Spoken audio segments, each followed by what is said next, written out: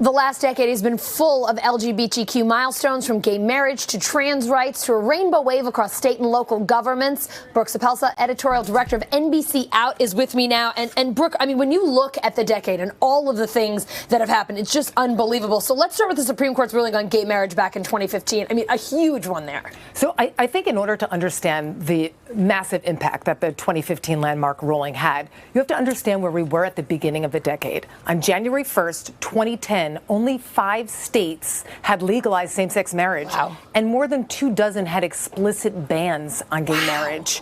So then 5 years later, you know, we've had, in between that time, we've had a number of states rule to legalize same-sex marriage. And then June 26th, 2015, we had the landmark ruling. But by that time, you only had 13 states left that didn't have same-sex marriage. So I would say that would definitely be the biggest milestone of the decade. Such an unbelievable amount of change in such a short time. It's hard to think that back in 2010 things were so different. All right, since 2015, there have been several political milestones set by the LGBTQ community, including the arrival of Pete Buttigieg as a top 2020 candidate. What have major political wins signaled about the time that we're living in, would you say? So I think the pace in which we've seen political LGBTQ representation has been, the past 10 years has been probably more so than we've had for the previous 5 decades. I would say the big first milestone of the decade is when we had Tammy Baldwin of Wisconsin become the first ever out LGBTQ U.S. Senator. That was in 2012. Then we had Kate Brown of Oregon become the first openly LGBTQ elected governor.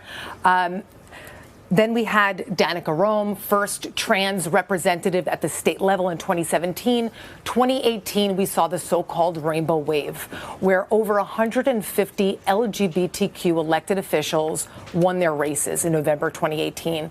And that included, some small local races, but also some big races. So Jared Polis becoming Colorado's governor, first out gay man ever elected governor of a U.S. state.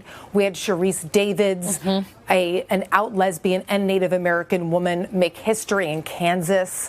So that, I would say, was, the rainbow wave, the pinnacle. We had a little rainbow wave in 2019, but now with Pete Buttigieg, an out gay man, being a serious contender for president, first gay person on a major party's debate stage for president. I think all those wins we saw previously in the decade have really led up to this, a serious out contender. Absolutely. We know over the last 10 years the trans community has seen significant progress, but there's been a lot of, I guess it sort of comes oftentimes with visibility, a lot of backlash as well. Can you talk to us about that over the last decade?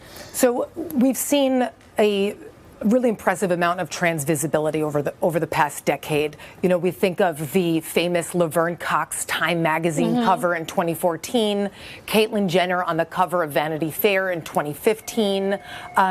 We saw Sarah McBride at the Democratic National Convention in 2016.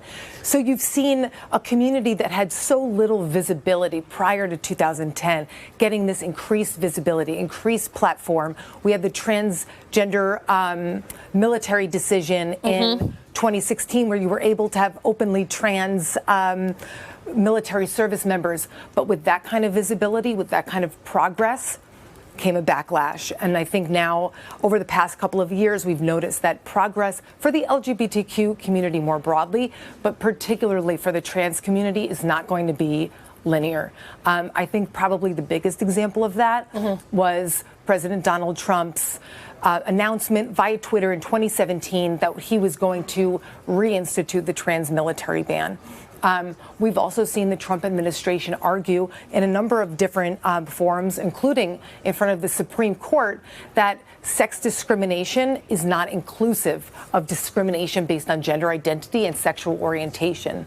So, that has been interpreted, that was interpreted under the Obama administration, that sex discrimination was inclusive of LGBTQ people, and now we're seeing that, an attempt to chip away at that too. So progress is not linear, but, with increased visibility comes this backlash. Brooke, we have seen a lot of progress. I know we still have a long way to go, but thanks for taking a look back at the decade with us. Appreciate it. Oh, my pleasure. Thanks for having me. Thanks.